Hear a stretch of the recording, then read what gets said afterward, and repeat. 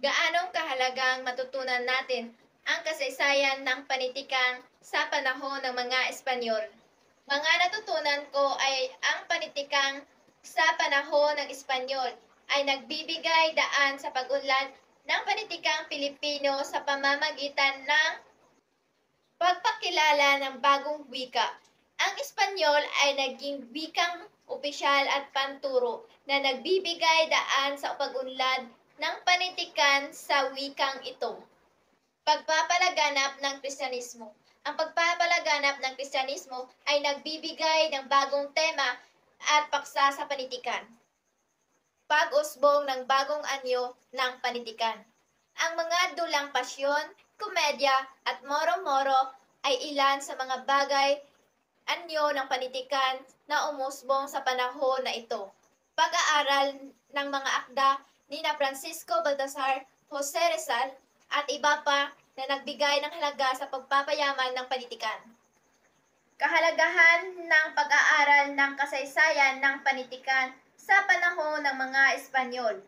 Mahalaga ang pag-aaral ng kasaysayan ng panitikan sa panahon ng mga Espanyol dahil naintindihan natin ang pinagmulan ng panitikang Pilipino. Ang panitikan sa panahon na ito ay nagsisilbing pundasyon ng panitikan ng Pilipinas. Nakikita natin ang epekto ng kolonyalismo sa panitikan. Ang panitikan sa panahon na ito ay nagpapakita ng mga karanasan at paghihirap ng mga Pilipino sa lalim ng mga pananakop ng mga Espanyol. Natuto tayo mula sa mga akda at mga manunulat. Ang mga akda at mga manunulat sa panahon na ito ay nagbibigay ng mga aral at inspirasyon sa atin.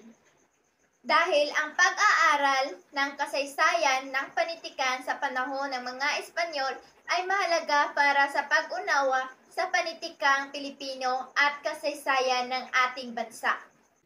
At nagkaroon ng kasiyahan upang bigyan mapuri ang Santo Papa at ang Diyos, kasama na ang hari ng Espanya at ang mga gobernador general sa namuno sa ating bansa. Ginamit nila ito upang higit pang mahikayat ang mga Pilipino sa kanilang mga adhikain at paniniwala. Sa kanila rin umusbong ang kultura ng pagkakaroon ng libangan tulad ng sabong, karira ng kabayo, at mga dula-dulang pambayan na kung saan ay hanggang kasalukuyan ay ating pa ring ipamalas at nakabaon sa ating tradisyon at ito'y makikita sa ating mga kilos at gawi bilang mga nasakop ng mga Espanyol. At yon lang po, maraming salamat.